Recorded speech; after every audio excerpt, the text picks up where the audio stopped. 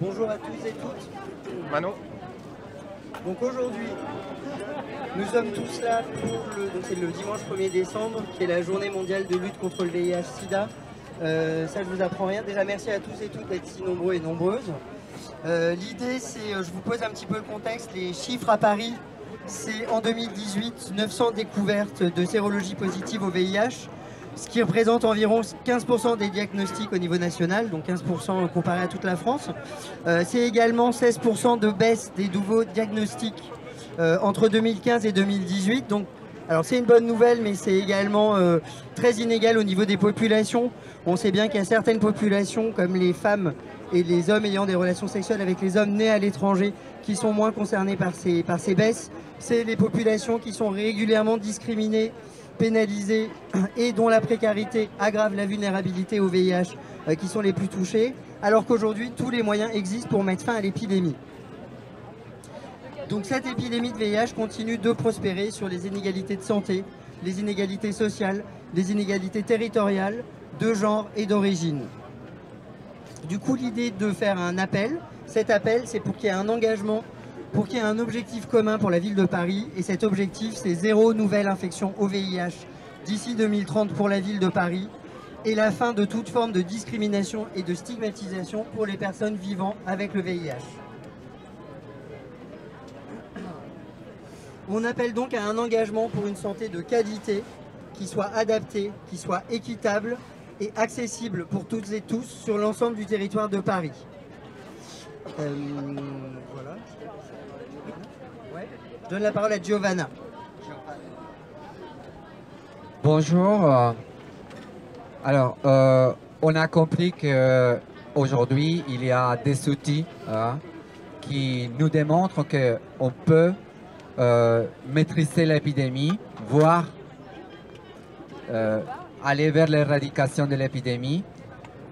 On parle de 3,90, dépister, accompagner vers le soin, traiter et obtenir des résultats efficaces pour les personnes séropositives et pour celles qui seraient très exposées au risque de contamination du VIH. Or, il manque un quatrième chapeau qui consiste à dire la qualité de vie, la qualité de soins des personnes doit aussi faire partie intégrale de ces stratégies aujourd'hui. Or, on n'est pas là. Aujourd'hui, en ce qui relève vraiment la PrEP, on a un outil que nous démontre que cet outil sert pour rapprocher les personnes du système de santé. Quand je parle des personnes éloignées du système de santé, on peut penser que les personnes trans qui cumulent la situation d'immigration du travail du sexe sont éloignées du droit et du soin. Les personnes qui sont exposées, les personnes qui sont contaminées, ce sont des personnes qui ont besoin de droits. Et effectivement, la biomédicalisation de la sexualité, le progrès scientifique aujourd'hui en matière de lutte contre le sida, on le reconnaît. Mais les moyens qu'on met pour la qualité de vie, dans l'accès aux droits, dans la rupture des droits, toutes ces questions qui aujourd'hui relèvent vraiment de reconnaître que ce sont des personnes, que nous ne sommes pas vulnérables. Ces choses-là nous rendent vulnérables et vulnèrent nos droits fondamentaux. Et c'est ça qu'il faut dénoncer aujourd'hui. Or, fort, pour que ce soit compris une fois pour toutes. Merci. Un dernier mot pour saluer le travail des associations. Surtout, je m'adresse aux élus et aux futurs élus. Il s'agit aujourd'hui de renforcer les moyens des associations communautaires. Ce sont les médiateurs de santé communautaire qui sont avec les publics trans, qui sont avec les publics gays, qui travaillent dans les prisons, qui sont avec les travailleuses du sexe. Ce sont ces personnes-là qui permettent de rendre accessibles de nouveaux outils, qui permettent de réaliser des dépistages ciblés, qui accompagnent tout au long de leur vie et tout au long de leur parcours les personnes vivant avec le VIH les plus précaires. Il nous faut davantage de moyens. Moi, je vois tous les jours des associatifs qui sont épuisés. Ils ont encore beaucoup de travail à faire. Il reste beaucoup à faire. Donnons les moyens aux associations communautaires de travailler ici à Paris. Merci.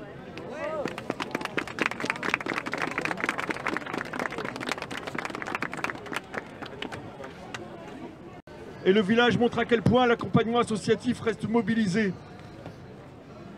Il y a eu les prises de parole, il y a donc eu le village, il y aura ensuite la marche pour dénoncer, revendiquer, exiger, pour nous les vivants, pour nous les survivants, et c'est vraiment important. Et puis, il y a un autre 36 millions, c'est le nombre de morts à travers le monde, et nous devons leur rendre hommage. Ce sont nos sœurs et nos frères de sang. Ils sont morts parce qu'ils n'avaient pas accès aux préservatifs, aux seringues, à la PrEP, aux traitements. Ils sont morts de maladies opportunistes, de comorbidité, de vieillissement prématuré. Ils sont morts de n'avoir pu en parler, de n'avoir pu exister, d'avoir trop lutté. Ils sont morts il y a 30 ans. Ils sont morts à Bobo Dioulasso. Ils sont morts lundi dernier à Paris. Il nous manque Bernadette, Pierre Roger, Sidonie, Gaston,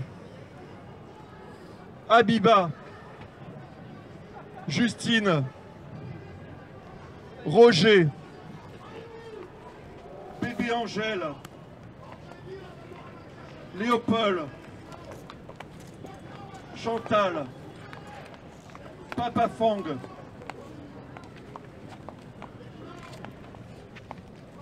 Faïda, Gémina, Antoine, Sifa, Élie, Guillaume, Julienne, Fiston, Zégir, Biamungu, Bok Yakar, Fatoumata Fall, Kumba Ndiaye, Latir Senghor, Awa Tal, Adama Mandiang.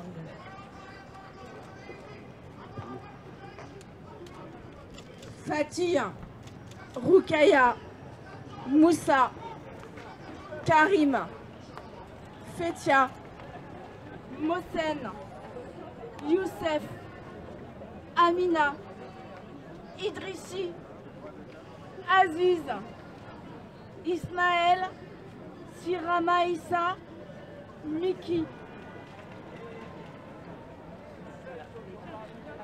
Asanatou Yoda, Fatim, Awa Aka, Mamata, Pasco Zongo, Awa Sawadogo, Fatimata Kindo, Joséphine Compaoré, Karine, Carlos, Pierre, Raphaël.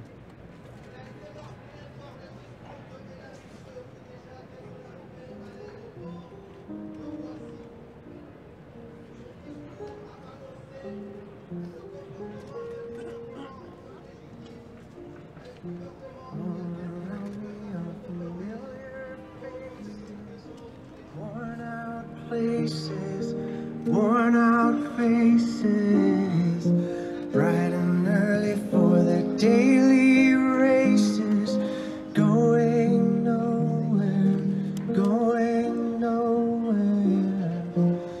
Their tears are filling up their glasses, no expression, no expression. Hide my head, I wanna drown my sorrow. No tomorrow, no tomorrow. And I find it kind of funny, I find it kind of sad. The dreams in which I'm dying are the best I've ever had. I find it hard to tell you, I find it hard to take. Patrick, Jean-Paul, Richie, Armand, Patrick, Capoz, Daniel, Waria, Pierre Simon, Pascal, Angèle, et toi Christian.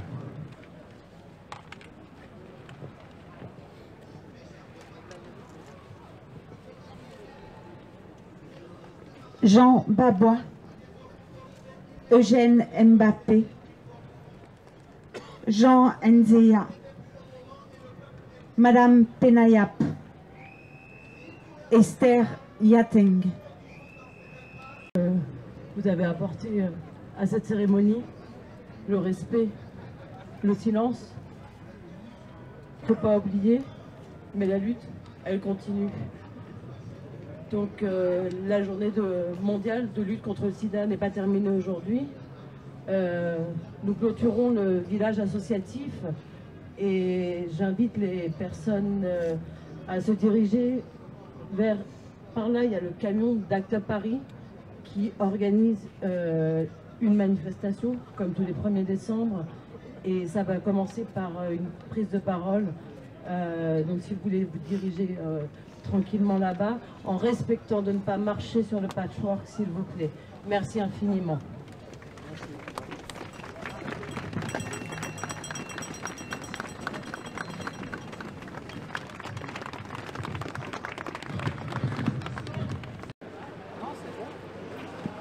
Faut qu'on la mette par terre ou pas? Ouais. Au bas? La banderole est par terre? Alors?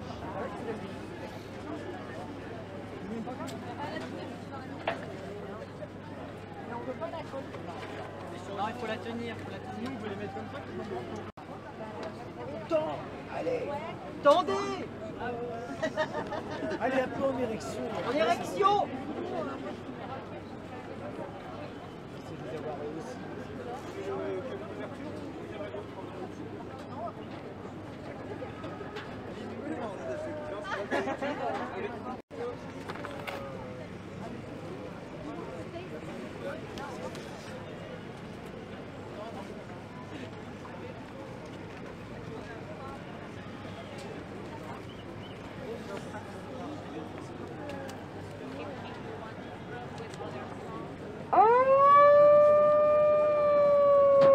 One, two, three.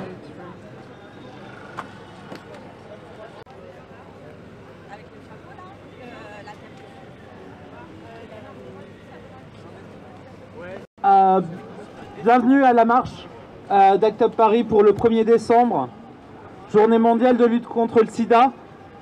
On va commencer un petit peu à se rassembler. On va avoir quelques prises de parole. Alors la première prise de parole va être faite par Valérie de la Chapelle-Debout. Je suis là. Je suis là et je te passe le micro. Bonjour, oui, donc je suis avec Valérie de la Chapelle-Debout, avec les camarades Gilets Noirs ici présents.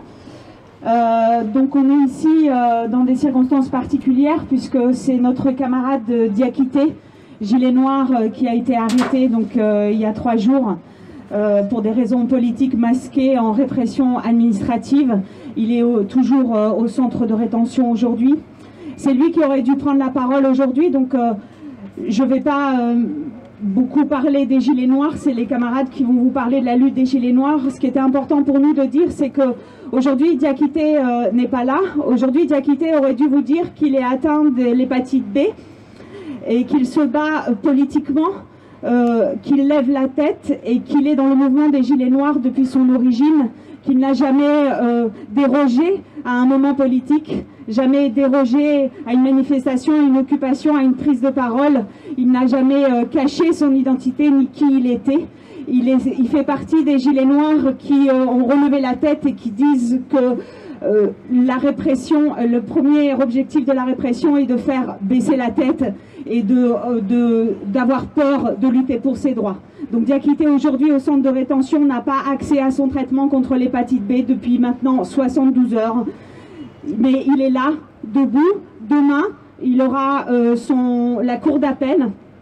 Demain matin à 10h30, un rassemblement devant le tribunal à Cité est organisé. Nous vous invitons à venir nombreux pour le soutenir. Diakité n'est pas sorti du centre de rétention alors qu'il est malade, parce que le procureur a fait appel contre la décision du juge. Il y a 2 jours, le juge a décidé que l'arrestation de Diakité était illégale, parce que sans fondement, ni fondement administratif. Parce que l'arrestation est politique, Diakité a été poursuivi, il était suivi depuis plusieurs jours. On a toutes les preuves sont portées au dossier. Et cette arrestation politique a été déguisée par une arrestation administrative. Pour dire une chose, et tous les combattants ici de la lutte contre le sida le savent depuis toujours, la répression, elle est quotidienne. La répression, c'est obliger les corps à souffrir, c'est empêcher les corps malades d'avoir accès au traitement, c'est enfermer les corps, c'est exploiter les corps dans des entreprises, dans du travail au noir, sous alias, et tout ça, c'est une répression politique. Ce n'est pas une erreur de l'État, ce n'est pas un manque de moyens, ce n'est pas un oubli. Ce sont des corps noirs, des corps racisés, des corps malades, des corps autres qui sont exploités, réprimés quotidiennement.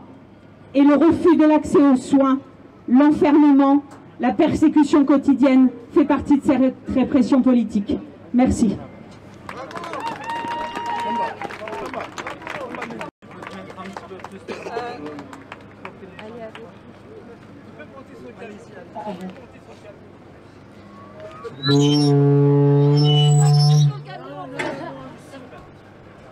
Bonjour, je m'appelle Samba Fofana, je fais partie du mouvement Gilets Noirs. Le mouvement Gilets Noirs, aujourd'hui, nous sommes préoccupés dans les manières l'État français nous est en train de nous torturer physiquement. Nous, on est peur, on est inquiet aujourd'hui. Être sans papier en France aujourd'hui, c'est plus fort les crimes contre l'humanité. Aujourd'hui, dès qu'on est sort chez nous, la répression policière est partout, au travail, à la rue. Alors la France a dit c'est un pays de la liberté. Nous ne croyons pas que la France est un pays de la liberté, mais la France est un pays de répression contre les immigrés, contre les étrangers. Aujourd'hui, être immigré aujourd'hui, c'est très fort. Moi, je ne peux pas parler beaucoup aujourd'hui tellement que je suis choqué. Mon compatriote est arrêté, je suis préoccupé. Je lance un message, je lance un appel pour vous tous de venir nous soutenir demain, puisque nos compatriotes soient libres. S'ils n'est pas libre, nous ne sommes pas aussi libres. En même temps, on n'est pas libre, mais on voulait un peu être libre, parce que là, il est occupé, on n'est pas des mots à dire aujourd'hui. Bonne Santander, salut, merci.